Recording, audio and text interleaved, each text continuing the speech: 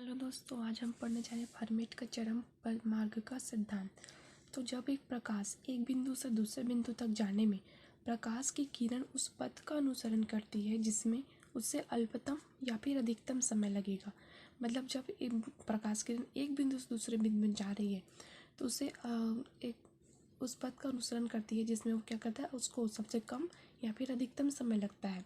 तो इस नियम को जो स्थिर समय का भी नियम कहते हैं और इसे फर्मेट का चरम मार्ग का सिद्धांत भी कहते हैं। जैसे यहाँ पे माना कि एक वास्तविक पथ है पी ए क्यू एक वास्तविक पथ है ये वाला, और निकटवर्ती पथ क्या है, PBQ है। निकटवर्ती पथ क्या है, PBQ। ये इसको निकटवर्ती पथ है, ये है वास्तविक पथ है। तो पार्श्विक अंतर क्या हुआ हमारे पास, ABDX है। तो प्रथम क्रम में अतल्प है, तो वास्तविक पथ एवं भिन्न पथ के लिए समय में अंतर दोनों पथों में अंतर से अतल्प ऊंची विमा का होगा। तो दोनों के बीच जो पथांतर है वो अत्यंत ऊंची विमा का होगा। तो dt/dx, तो dt की टर्म में dt/dx क्या हो जाएगा हमारे पास 0। तो ds/dx भी 0, बिकॉज ds जो है पथांतर बराबर क्या है, PAQ माइनस PBQ है। तो समांगी माध्यम में न्यूनतम समय वाला पथ ही क्या कहलाता है, न्यूनतम दूरी वाला पथ होता है। अतः इस तरह के माध्यमों में किरणें जो सीधी रेखाएं में होती है, किरणें क्या है हमारी सीधी रेखाएं में है।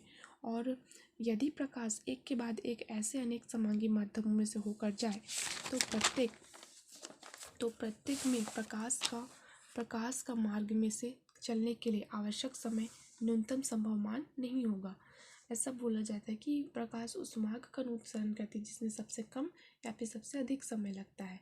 तो अब अधिकता देखा जाएगा तो सबसे कम वाले को ही लेगा। अब फर्मेट सिद्धांत की सहायता से हम क्या लेते हैं, परावर्तन का नियम देखते हैं।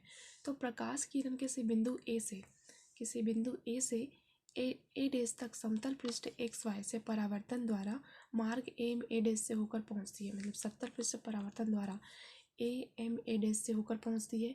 तो ए व ए डेश से पृष्ठ XY पर अभिलंब क्रमशः ए व ए डेश से पृष्ठ ए जो है ना XY पर अभिलंब क्या है हमारे पास, AP है और ए डेश P डेश है। तो माना AP बराबर A ले लेते हैं, हम जो AP बराबर A लेते हैं और A डेश P डेश बराबर B। तो PP डेश बराबर क्या है, PP dash is equal to क्या हम ले रहे हैं C। तो PM बराबर क्या हो जाएगा, PM बराबर X है। तो MP डेश बराबर क्या हो जाएगा, ये C है तो ये X है, तो C माइनस X हो जाएगा। चूंकि संपूर्ण मार्ग AM डेश जो है, संपूर्ण मार्ग AM डेश वायु में तथा किया गया है, अतः ए वाई डैश के बीच प्रकाशीय दूरी क्या होगी, del is equals to AM dash होगी प्रकाशीय दूरी, ये वायु में तय किया गया है। तो अब AM plus M A dash में तोड़ सकते हैं, AM डैश मतलब AM प्लस एम डैश। तो इसके लिए हम क्या करते हैं, PGT मीन्स पाइथागोरस थ्योरम लगाते हैं इस वाले त्रिभुज में और इस वाले त्रिभुज में।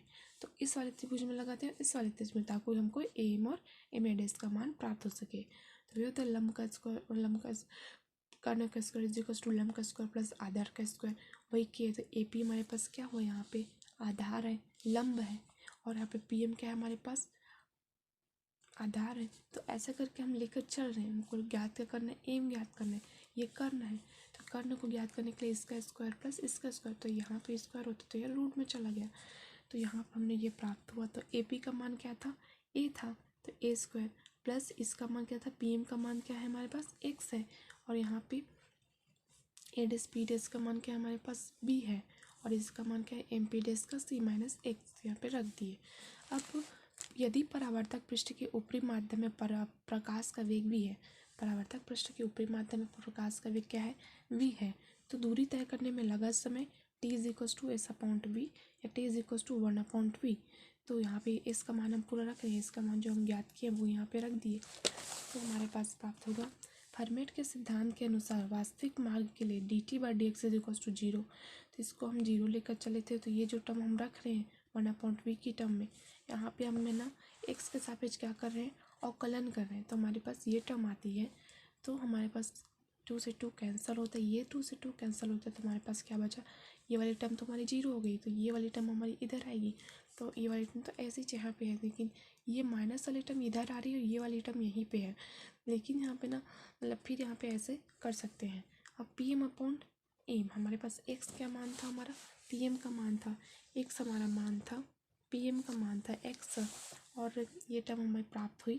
तो पीएम का मान था एक्स और ये वाला मान था एम का, और ये वाला मान था एम पी डैश का, एम ए डैश का मान था ये। तो यहाँ पे हम लिख सकते हैं sine i upon sine r लिख सकते हैं। पीएम टर्म एम की टर्म मतलब ये ले रहे हैं पीएम अपॉन एम की टर्म, पीएम अपॉन एम की टर्म। तो ये क्या हो सकती है, हमारी आपतित किरण हो सकती है आई। तो इसको साइन की टर्म में ले रहे हैं, जब साइन बराबर होता है क्या, लाल बटा कक्का की टर्म, तो हम इसको साइन आई के फॉर्म में ले सकते हैं, साइन आई, और ये क्या कहलाएगा साइन आर। तो साइन और साइन कैंसिल होने से I is equals to are. तो आई क्या हुआ, आपतन कोण है, आर हमारा क्या परावर्तन कोण है। तो यही जो है परावर्तन का नियम है।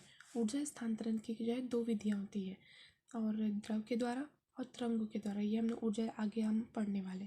Thank you.